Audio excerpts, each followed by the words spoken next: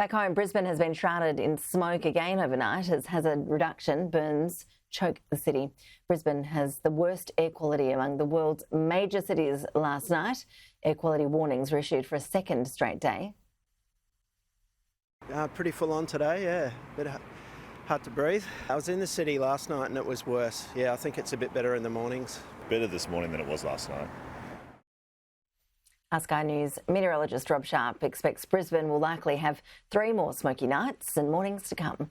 Residents with Brisbane has experienced 2 nights in a row with dangerous air quality due to a hazard reduction burn in its western suburbs. Last night, very poor air quality was observed across the Brisbane CBD, the western suburbs, poor air quality in the north, but good air quality in the south. The reason why is due to an inversion. So what an inversion is it's about what's going on with the temperatures in the atmosphere. Typically, during the day, you have your hottest air at the ground and it gets colder the further up you go. However, when you have an inversion, the warmest air sits a little bit above the surface and the coldest air settles towards the ground. And when you pump smoke into it, you can see that it all settles down close to the ground. It gets trapped underneath that temperature inversion. And so that's why all of the smoke has been across the Brisbane CBD and its northern and western suburbs for the last couple of nights. It's also been helped by the winds coming out of the west to southwest.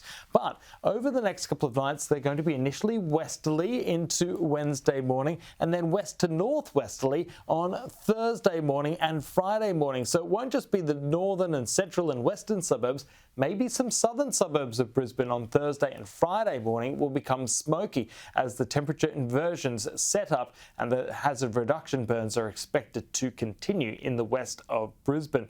But further ahead, and the weather is going to change. On Friday night into Saturday, winds will start coming out of the east and wet weather will start moving in as well. A series of showers are expected through the weekend, which may impact that hazard reduction burn, and they may halt the proceedings of that burn. So better air quality is expected as we move through the weekend and especially into the start of next week when the wet weather is likely to increase even more.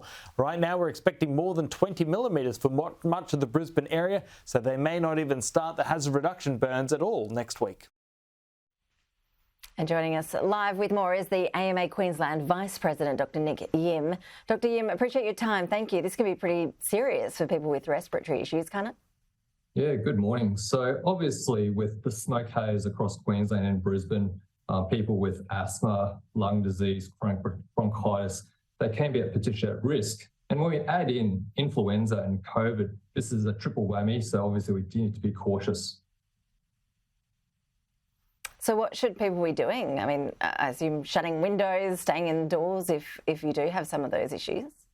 Yeah, absolutely. So for those of people who do have asthma and lung disease, prevention is better than cure. So obviously, please stay indoors, shut the windows.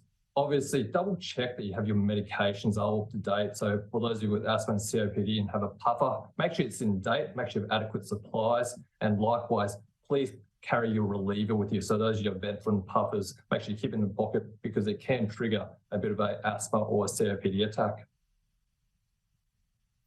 It seems the risks of fires burning, when we're talking about back burning and natural occurrences as well, they seem to be on the rise. Is there a role for government to play here in terms of awareness, helping people with some of those problems? Yeah, so the Australian Medical Association, we've been always calling for, I guess we know that climate plays a big role into health in general. So this is an opportunity for government, I guess, to address climate as a greater issue. So we know that increased pollution obviously affects air quality and hence that will follow on with the affecting of respiratory health in our communities. You mentioned COVID and the flu. How are things tracking there in Queensland? What's the situation on the ground there in terms of how the numbers are looking and how things are going heading into winter?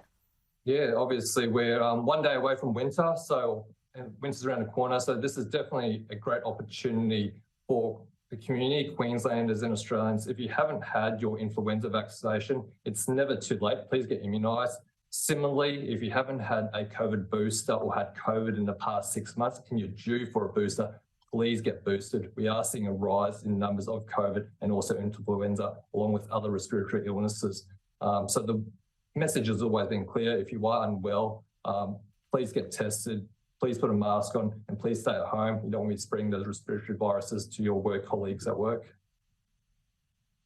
Anecdotally, it sounds like the flu that's circulating is pretty nasty already. Is it expected to be more severe this year? Yeah, so I'm a GP, so what I've been seeing with my patients, people are becoming a little bit unwell with influenza, so they've been getting high temperatures, aches and pains, but thankfully, the majority of my patients in my community, they've been staying home and also making sure that they are masking up if they do have to leave their home, which is a great thing. Dr. Nick Yim, really appreciate you making the time. Thanks so much. Thank you very much.